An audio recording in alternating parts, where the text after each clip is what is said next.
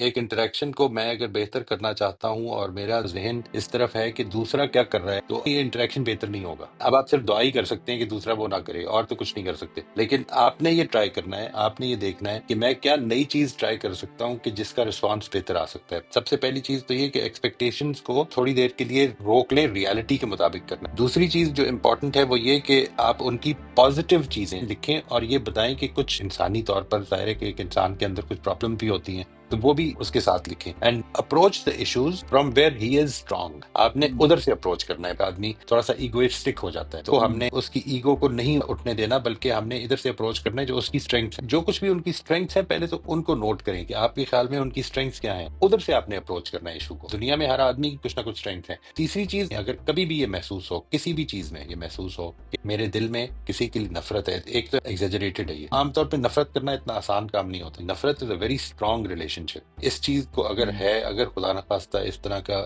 آگے، تو وہ جو قرآن مجید نے دعا بتائی ہے نا جی، کہ ربنا اغفر لنا ولاخواننا الذین سبقونا بالایمان ولا تجعل فی قلوبنا غلا للذین آمنوا ربنا انک رؤوف رحیم۔ بڑی خوبصورت دعا ہے یہ سورہ حشر کی، اس کو ضرور پڑھیں اور اس کا ترجمہ بھی دیکھیں، اور ہر انسان کو اس جگہ پہ رکھیں کہ وہ انسان ہے اور زندہ ہے، اور ابھی اس کے اندر یہ پوٹینشیل ہے کہ آج تک غلط کرتا رہے تو اب بہتر ہو جائے۔ اس کو اگر اللہ تعالیٰ نے ابھی ڈیسائیڈ نہیں کیا تو ہو ایم آئی ٹو ڈیسائیڈ۔ یہ چند پوائنٹرز اپنے ذہن میں ٹریگرز رکھ لیں کہ جب بھی یہ خیال آئے کسی کے بارے میں، یہ سوچیں کہ اللہ تعالیٰ کی طرف سے ابھی فیصلہ نہیں آیا کسی کے بارے میں، میرے بارے میں جس طرح نہیں آیا، اس لیے مجھے بھی ہوپ فل رہنا چاہیے اپنے بارے میں، اسی طرح دوسروں کے بارے میں بھی مجھے کبھی فیصلہ نہیں کرنا۔